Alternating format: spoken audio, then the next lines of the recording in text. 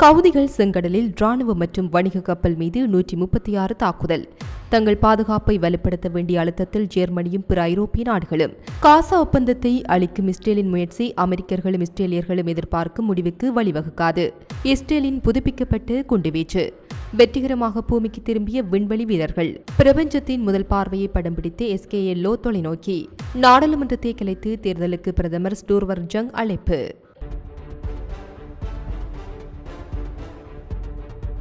ஈரானால் ஆதரிக்கப்படும் German Houthi கிளர்ச்சியாளர்கள் புதன்கிழமை செங்கடலில் அமெரிக்க கடற்படை கப்பல்கள் மீது புதிய தாக்குதலை நடத்தியதாக அறிவித்தனர். மேலும் 72 மணி நேரத்திற்குள் கெரியர் கடற்படையின் மீது 4வது தாக்குதலை நடத்தியதாக கூறினர். இந்த நிலையில் கவுதிகளின் ராணுவ பிரதிநிதி இந்த நடவடிக்கையை உறுதிப்படுத்தினார். USS காரி ட்ரூமன் விமானம் தாங்கி கப்பலையும் பல எதிரி போர்க்கப்பல்களையும் குறிவைத்து பல கப்பல் ஏவுகணைகள் மற்றும் ட்ரோன்கள் என்று கூறினார். AFP செய்தி வெளியிட்டுள்ளபடி இது 72 மணி நேரத்திற்குள் 4வது என்று அவர் மேலும் குறிப்பிட்டார். ஏமனின் கவுதி கட்டுப்பாட்டில் உள்ள ஊடகங்கள் செவ்வாய்க்கிழமை இரவு அமெரிக்க படைகள் தங்கள் இயக்கம் தோன்றிய வடக்கு நகரமான சாதா மீது தாக்குதலை நடத்தியதாக அறிவித்த சிறிது நேரத்திலேயே இது வந்துள்ளது. ஈரான் ஆதரவு கவுதிகளின் செய்தி நிறுவனங்கள் சபா செய்தி நிறுவனம் மற்றும் அல் மசீரா டிவி ஆகியவை சாதா கவர்னரேட்டில் அமெரிக்காவின் ஆக்கிரமிப்பு என்று செய்தி வெளியிட்டன. அதே நேரத்தில் உள்ளூர்வாசிகள் AFPக்கு பிராந்தியத்தில் 3 தனித்தனி தாக்குதல்களை கண்டதாக கூறினர். சனா, சாடா மற்றும் பிற பகுதிகள் உட்பட ஏமன் முழுவதும் ஹவுதி நிலைகளுக்கு எதிராக அமெரிக்கா விரிவான ராணுவ நடவடிக்கைகளை மேற்கொண்ட போது சமீபத்திய தாக்குதல்கள் சனிக்கிழமை தொடங்கின. ஹவுதி நிர்வாகத்தின் சுகாதார அமைச்சகம் பெண்கள் மற்றும் குழந்தைகள் உட்பட 53 பேர் உயிரிழந்ததாகவும் சுமார் 100 பேர் காயமடைந்ததாகவும் தெரிவித்துள்ளது. அமெரிக்க தேசிய பாதுகாப்பு ஆலோசகர் மைக்கேல் வால்ட்ஸ் கூறுகையில் இந்த தாக்குதல்களில் பல கவுதி தளபதிகள் கொல்லப்பட்டதாகவும் அமெரிக்க படைகள் அல்லது கடல்சார் கப்பல் போக்குவரத்து மீதான தாக்குதல்கள் தொடர்ந்தால் கடுமையான விளைவுகள் ஏற்படும் என்று ஜனாதிபதி டொனால்ட் ட்ரம்ப் எச்சரித்தார். கவுதிகள் கடந்த ஞாயிற்றுக்கிழமை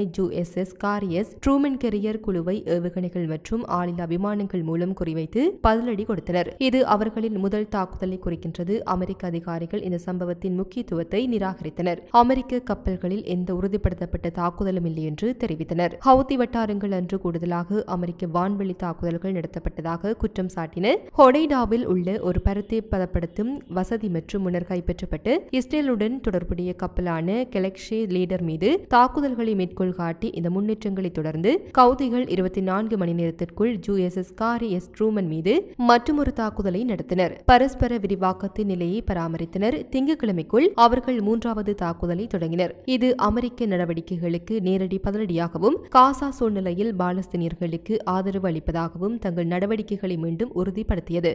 கவுதி அமைப்பை ஆதரிக்கும் ஈரான் அமெரிக்க ராணுவ நடவடிக்கையை விமர்சித்தது. ஏமன் அல்லது ஈரானிய ராஜதந்திர உறவுகள் மீது அமெரிக்காவிற்கு அதிகார வரம்பு இல்லை என்று ஈரானிய வெளியுறவு அமைச்சர் அப்பாஸ் அராக்ஷி அறிவித்தார். மோதல்கள் தொடர்ந்தால் வலுவான எதிர் நடவடிக்கைகளை குறிக்கிறது. பிராந்திய ஸ்திரத்தன்மை மற்றும் ஏமனின் மனிதாபிமான நிலைமைகளுக்கு ஏற்படும் அபாயங்களை எடுத்துக்காட்டும் வகையில் ராணுவ நடவடிக்கைகளை நிறுத்துமாறு ஐநா அனைத்து தரப்பினரையும் வலியுறுத்தியுள்ளது. அக்டோபர் 2023 முதல் ஹவுதிகள் செங்கடலில் ராணுவ மற்றும் வணிக கப்பல்கள் மீது 136 தாக்குதல்களை நடத்தியுள்ளதாக ACLED தரவு காட்டுகிறது. இதனால் ஏராளமான கப்பல் நிறுவனங்கள் தங்கள் பாதைகளை மாற்ற வேண்டிய கட்டாயம் ஏற்பட்டது. காசாவிற்கு மனிதாபிமான உதவி அதிகரிக்கப்படாவிட்டால் அவர்கள் கூடுதல் ஆக்கிரமிப்பு நடவடிக்கைகளை செயல்படுத்துவார்கள் என்று அந்த அமைப்பு கூறியது.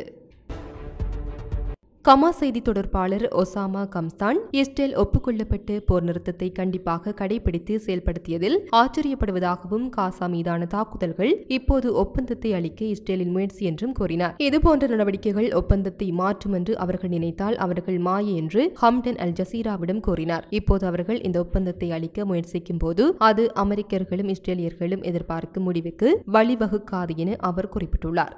இந்த நிலையில் காசாவிற்குள் நுழைய காத்திருக்கும் மருத்துவமனை உபகரணங்களில் பிறந்த குழந்தைகளின் தீவிர சிகிச்சை பிரிவுகளுக்கான 20 வெண்டிலேட்டர்கள் மற்றும் 9 சிறிய புதிதாக பிறந்த இன்குபேட்டர்கள் உள்ளன என்று ஐநா மனிதாபிமான நிறுவனமான OCHA அதன் சமீபத்திய சூழ்நிலை அறிக்கையில் தெரிவித்துள்ளது. இஸ்ரேலிய புதுப்பிக்கப்பட்ட குண்டுவீச்சு சுகாதார வளங்களில் அதிகரித்த அழுத்தத்தை ஏற்படுத்துகிறது என்று OCHA மேலும் கூறியது. காசா சுகாதார அமைச்சின் பொது இயக்குநர் டாக்டர் முனிர் அல் பர்ஜ் இஸ்ரேலின் புதுப்பிக்கப்பட்ட குண்டுவீச்சை தொடர்ந்து தேவையை பூர்த்தி செய்ய கள மருத்துவமனைகள், படுக்கைகள் மற்றும் அறுவை சிகிச்சை அறைகளுக்கு அழைப்பு விடுத்துள்ளது. காசாவில் இந்த மருத்துவமனைகளும் முழுமையாக செயல்படவில்லை என்றும் 13 மருத்துவமனைகள் மற்றும் 4 கள மருத்துவமனைகள் செயல்படவில்லை என்றும் ஐநாவின் கூட்டு மதிப்பீட்டில் கண்டறியப்பட்டுள்ளது. அதே நேரத்தில் இஸ்ரேலின் புதிய இடப்பெயர்ச்சி உத்தரவுகள் குறைந்தது 3 முதன்மை சுகாதார வசதிகள் மற்றும் ஒரு கள மருத்துவமனை உள்ள பகுதிகளை உள்ளடக்கியது என்று தெரிவிக்கப்பட்டுள்ளது.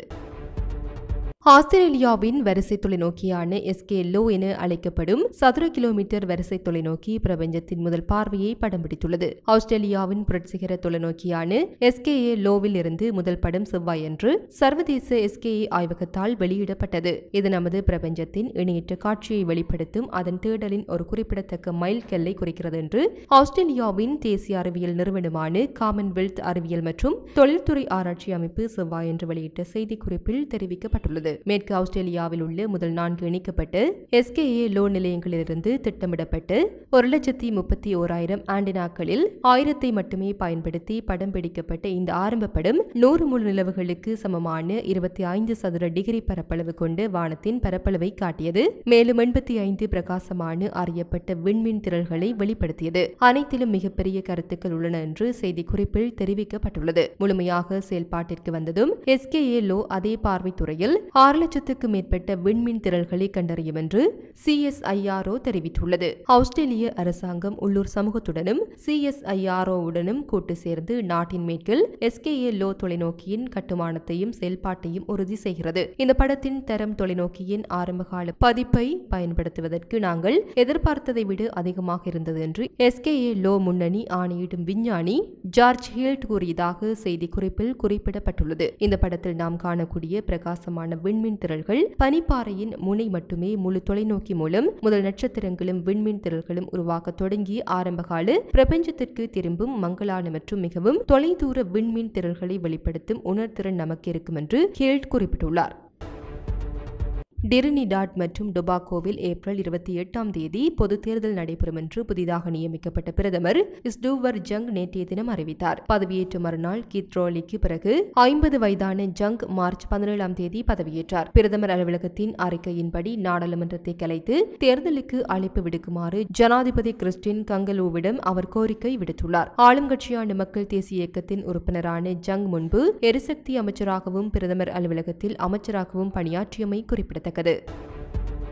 பல தசாப்தங்களாக நீடித்த நிதி பழமைவாதத்தை அகற்றி ஐரோப்பிய கூட்டு பாதுகாப்பின் புதிய சகாப்தத்திற்கான ராணுவ செலவினங்களை அதிகரிக்கும் நம்பிக்கையில் ஜெர்மனியின் பாராளுமன்றம் நேற்றைய தினம் ஒரு செலவின உயர்வுக்கான திட்டங்களுக்கு ஒப்புதல் அளித்தது. கூட்டாளிகள் உற்சாகப்படுத்துகையில் மெர்சின் செலவு அதிகரிப்பை ஜெர்மன் சபை அங்கீகரித்தது. பாராளுமன்றத்தின் ஒப்புதல் அளிக்கப்பட்டிருப்பது பழமைவாத தலைவர் பிரீட்ரிக் மெர்ஷுவுக்கு ஒரு பெரிய ஊக்கத்தை பொருளாதாரத்தில் 2 ஆண்டுகள் அளிக்கிறது. இது ஐரோப்பாவின் மிகப்பெரிய சுருக்கத்திற்கு பிறகு முதலீட்டை அதிகரிக்க அதிபர் இன்காமிங் நூற்றுக்கணக்கான பில்லியன் யூரோக்களின் எதிர்பாராத வருமானத்தை அளிக்கிறது. ஐரோப்பிய தலைவர்கள் கண்டனத்தை அம்பலப்படுத்தக்கூடும் என்று அஞ்சும் விரோதமான ரஷ்யா மற்றும் ஜனாதிபதி டிரம்பின் கீழ் அமெரிக்க கொள்கையில் ஏற்படும் மாற்றங்களை எதிர்கொண்டு ஜெர்மனியும் பிற ஐரோப்பிய நாடுகளும் தங்கள் பாதுகாப்பை வலுப்படுத்த வேண்டிய அழுத்தத்தில் உள்ளன. கடந்த மாத தேர்தலுக்கு பிறகு ஒரு மையவாத கூட்டணியை உருவாக்க பேச்சுவார்த்தை நடத்தி வரும் மெர்சின் பழமைவாதிகள் மற்றும் சமூக ஜனநாயகவாதிகள் உள்கட்டமைப்பிற்காக 500 பில்லியன் யூரோ நிதியை உருவாக்கவும் பாதுகாப்பிற்காக